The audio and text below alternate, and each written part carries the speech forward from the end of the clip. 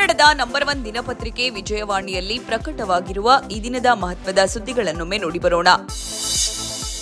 Israel, America ಹಾಗೂ Iran ನಡುವಿನ ಕದನ 4ನೇ ದಿನಕ್ಕೆ ಕಾಲಿಟ್ಟಿರುವ ಬೆನ್ನಲ್ಲೇ ಇರಾನ್ ಜಲಾಸ್ತ್ರ ಪ್ರಯೋಗಿಸಿದೆ. ಒಂದು ಕಡೆ ಇಸ್ರೇಲ್ ಜತೆಗೆ ಮಧ್ಯಪ್ರಾಚ್ಯ ದೇಶಗಳಲ್ಲಿರುವ ಅಮೆರಿಕ ಸೇನಾ ಹಾಗೂ ಇತರ ನೆಲೆಗಳನ್ನು ಗುರಿಯಾಗಿಸಿ ದಾಳಿ ಮುಂದುವರೆಸಿರುವ ಇರಾನ್, ಮತ್ತೊಂದೆಡೆ ಭಾರತ ಸೇರಿದಂತೆ 10 ರಾಷ್ಟ್ರಗಳಿಗೆ ತೈಲ ಪೂರೈಸುವ ಹಾರ್ಮುಜ್ ಜಲಸಂಧಿಗೆ ತಡೆಯೊಡ್ಡಿದೆ. ಈ ಬೆಳವಣಿಗೆಯಿಂದಾಗಿ 700ಕ್ಕೂ ಹೆಚ್ಚು ತೈಲ ಹಡಗುಗಳು ನಿಂತಲ್ಲೇ ನಿಂತಿದ್ದು ತೈಲೋದ್ಯಮಕ್ಕೆ ಭಾರಿ ಪೆಟ್ಟು ಬೀಳುವ ಆತಂಕ ಗೋಚರಿಸಿದೆ. ಈ ಕುರಿತ ಡೀಟೇಲ್ ಸುದ್ದಿಗೆ ಮುಖಪುಟ ನೋಡಿ. ಇರಾನ್ನ ಸರ್ವೋಚ್ಚ ನಾಯಕ ಅಯಾತೊಲ್ಲಾ ಅಲಿ ಖಮೇನಿಯನ್ನು ಅಮೆರಿಕ ಮತ್ತು ಇಸ್ರೇಲ್ ನಡೆಸಿದ ಜಂಟಿ ದಾಳಿಯಲ್ಲಿ ಹತ್ಯೆ ಮಾಡಲಾಗಿದೆ. ಕೆಲವೇ ಗಂಟೆಗಳಲ್ಲಿ ನಡೆದ ಕಾರ್ಯಾಚರಣೆಯಲ್ಲಿ ಖಮೇನಿ ಹತ್ಯೆ ನಡೆದಿದ್ದರೂ ಇದಕ್ಕಾಗಿ ಹಲವು ವರ್ಷಗಳಿಂದ ಹೊಂಚು ಹಾಕಿ ಸಂಚು ಹೂಡಲಾಗಿತ್ತು.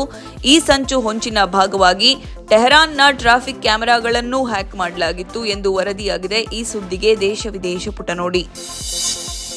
ಶಾಸಕರು ಹಾಗೂ ಉಪಮುಖ್ಯಮಂತ್ರಿ ಡಿಕೆ ಶಿವಕುಮಾರ್ ಅವರ ದೂರವಾಣಿ ಕರೆಗಳ ಮೇಲೆ ಕಳ್ಳಗಿವಿ ಇಡಲಾಗಿದೆ ಎಂಬ ಆರೋಪ ರಾಜ್ಯ ರಾಜಕಾರಣದಲ್ಲಿ ಸಂಚಲನ ಮೂಡಿಸಿದ್ದು, ಖುದ್ದು ಮುಖ್ಯಮಂತ್ರಿ ಸಿದ್ದರಾಮಯ್ಯ ಈ ಆರೋಪವನ್ನ ತಳ್ಳಿಹಾಕಿ ಪ್ರತಿಪಕ್ಷದ ವಿರುದ್ಧ ಹರಿಹಾಯ್ದಿದ್ದಾರೆ.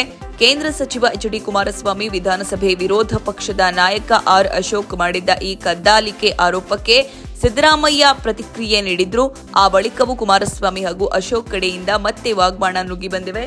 ಈ ಸುದ್ದಿಗೆ ಇಂದಿನ ಸಂಚಿಕೆ ಓದಿ.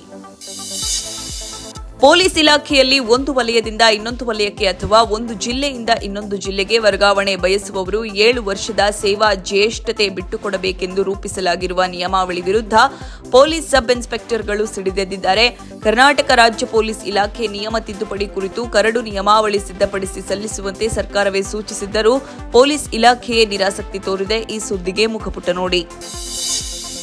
ಸಾರ್ವಜನಿಕ ಶಿಕ್ಷಣ ಇಲಾಖೆಯಲ್ಲಿ ಸರ್ಕಾರದ ತಂತ್ರಾಂಶ ದುರ್ಬಳಕೆಯಾಗಿರುವ ಗಂಭೀರ ಪ್ರಕರಣ ಬೆಳಕಿಗೆ ಬಂದಿದೆ. ಹೌದು, ಇಲಾಖೆ ಉಪನಿರ್ದೇಶಕರ ತಂತ್ರಾಂಶವನ್ನೇ ದುರ್ಬಳಕೆ ಮಾಡಿಕೊಂಡು ಶಾಲೆಗಳ ಮಾನ್ಯತೆ ನವೀಕರಣಗೊಳಿಸಲಾಗಿದೆ. ಈ ವಿಶೇಷಕ್ಕೆ ವಿಜಯವಾಣಿ ಓದಿ. ಇಸ್ರೇಲ್ ಮತ್ತು ಇರಾನ್ ನಡುವಿನ ಸಂಘರ್ಷ ಈಗ ಕೇವಲ 2 ದೇಶಗಳ ನಡುವಿನ ಸಮರವಾಗಿ ಉಳಿಯದೆ ಪ್ರತ್ಯಕ್ಷ ಅಥವಾ ಪರೋಕ್ಷವಾಗಿ 14 ದೇಶಗಳಿಗೆ ಹಬ್ಬಿ ಜಾಗತಿಕ ಆತಂಕಕ್ಕೆ ಕಾರಣವಾಗಿದೆ. ಫೆಬ್ರವರಿ 28ರಂದು ಪ್ರಾರಂಭವಾದ ಈ ಸರಣಿ ದಾಳಿಗಳು ಮಂಗಳವಾರ 4ನೇ ದಿನಕ್ಕೆ ಕಾಲಿಟ್ಟಿವೆ. ವ್ಯಾಪಾರ ವ್ಯವಹಾರದ ಮೇಲೆ ಏನೆಲ್ಲ ಪರಿಣಾಮ ಆಗಬಹುದೆಂಬುದರ ಕುರಿತ ಡೀಟೇಲ್ಗೆ ಚಿಂತನ ಪುಟ ನೋಡಿ. ಭಾರತ ಮತ್ತು ಕೆನಡಾ ನಡುವೆ ಹಲವು ರಂಗಗಳಿಗೆ ಸಂಬಂಧಿಸಿ ದ್ವಿಪಕ್ಷೀಯ ಒಪ್ಪಂದವಾಗಿದ್ದು, ಇದರಲ್ಲಿ ಕೃಷಿ, ಆಹಾರ ವಲಯಕ್ಕೂ ಮಹತ್ವ ನೀಡಲಾಗಿದೆ. ಈ ನಿಟ್ಟಿನಲ್ಲಿ ಆಹಾರ ತಂತ್ರಜ್ಞಾನ, ಉದ್ಯಮಶೀಲತೆ ಮತ್ತು ನಿರ್ವಹಣೆ ರಾಷ್ಟ್ರೀಯ ಸಂಸ್ಥೆ ಕುಂಡ್ಲಿ ಮತ್ತು ಸ್ಯಾಸ್ಕೆಚೆವನ್ ವಿಶ್ವವಿದ್ಯಾಲಯಗಳ ನಡುವೆ 5 ವರ್ಷಗಳ ತಿಳಿವಳಿಕೆ ಒಪ್ಪಂದಕ್ಕೆ ಸಹಿ ಹಾಕಲಾಗಿದೆ. ಈ ಸುದ್ದಿಗೆ ಮನಿ ಮಾತು ನೋಡಿ. ಪ್ರಧಾನಿ ನರೇಂದ್ರ ಮೋದಿ ಅವರ ಯೂಟ್ಯೂಬ್ ಚಾನೆಲ್ 3 ಕೋಟಿ ಚಂದಾದಾರರನ್ನ ದಾಟುವ ಮೂಲಕ ಮೈಲಿಗಲ್ಲನ್ನು ಸ್ಥಾಪಿಸಿದೆ. ಈ ಮೂಲಕ ಈ ವೇದಿಕೆಯಲ್ಲಿ ಅತಿ ಹೆಚ್ಚು ಹಿಂಬಾಲಕರಿರುವ ಜಾಗತಿಕ ನಾಯಕನಾಗಿ ಮೋದಿ ಹೊರಹೊಮ್ಮಿದ್ದಾರೆ. ಈ ಸುದ್ದಿಗೆ ದೇಶ ವಿದೇಶ ಪುಟ ನೋಡಿ.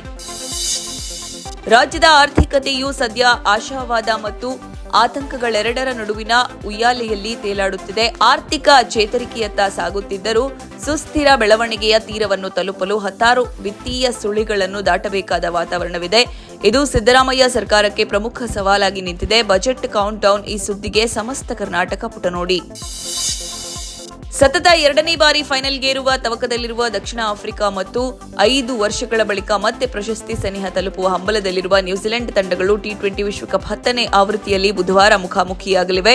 ಈಡನ್ ಗಾರ್ಡನ್ಸ್ನಲ್ಲಿ ನಡೆಯಲಿರುವ ಕಾದಾಟದಲ್ಲಿ ಉಭಯ ತಂಡಗಳ ಗೆಲುವಿಗೆ ನಾಯಕರಾದ ಏಡನ್ ಮಾರ್ಕ್ರಮ್ ಮತ್ತು ಮಿಚೆಲ್ ಸ್ಯಾಂಟ್ನರ್ ನಿರ್ಣಾಯಕ ಪಾತ್ರ ವಹಿಸುವ ನಿರೀಕ್ಷೆ ಇದೆ. ಈ ಸುದ್ದಿಗೆ ಕ್ರೀಡಾಪುಟ ನೋಡಿ. ಸಾರ್ವಜನಿಕ ಸಿನಿಮಾ ಕಾರ್ಯಕ್ರಮಗಳಲ್ಲಿ ಭಾಗವಹಿಸುವ ನಟಿಯರ ಫೋಟೋ ಹಾಗೂ ವಿಡಿಯೋಗಳನ್ನು ಅಸಭ್ಯವಾಗಿ ಚಿತ್ರಿಸಿ ವೈರಲ್ ಮಾಡುವವರ ವಿರುದ್ಧ ಕಾಂತಾರ ನಟಿ ಸಪ್ತಮಿ ಗೌಡ ಕಿಡಿಕಾರಿದ್ದು, ಕಲಾವಿದೆಯರ ಗೌರವ ರಕ್ಷಿಸಿರಿ ಎಂದು ಆಗ್ರಹಿಸಿದ್ದಾರೆ. ಈ ಗಂಭೀರ ವಿಚಾರದ ಬಗ್ಗೆ ಧ್ವನಿ ಎತ್ತಿರುವ ನಟಿ ಸಪ್ತಮಿಗೆ ಇಡೀ ಸ್ಯಾಂಡಲ್ವುಡ್ ಬೆಂಬಲಕ್ಕೆ ನಿಂತಿದೆ. ಈ ಸಿನಿಮಾ ಸುದ್ದಿಗೆ ಉಲ್ಲಾಸ. ನಮಸ್ತೆ ಬೆಂಗಳೂರು ನೋಡಿ. ಇವೆಷ್ಟೇ ಅಲ್ಲ, ಮುಂಜಾನೆ ಮಾತು, ಅಂತರಂಗ, ಭವಿಷ್ಯ, ಮನೋವಿಕಾಸದ ಕಾಲಂಗಳು, ಕ್ರೀಡೆ, ಸಿನಿಮಾ, ದೇಶ ವಿದೇಶಗಳ ಭರಪೂರ ಸುದ್ದಿಗಳ ವಿಶೇಷಗಳಿಗಾಗಿ ವಿಜಯವಾಣಿ ಓದಿ. ನೋ ಉತ್ಪ್ರೇಕ್ಷೆ, ನೋ ಊಹಾಪೋಹ. ತಾಜಾ ಸುದ್ದಿ, ನಿಖರ ಮಾಹಿತಿಗೆ ಬ್ರೌಸ್ ಮಾಡಿ ವಿಜಯವಾಣಿ.net. QR ಕೋಡ್ ಸ್ಕ್ಯಾನ್ ಮಾಡಿ ಆಪ್ ಡೌನ್ಲೋಡ್ ಮಾಡಿಕೊಳ್ಳಿ.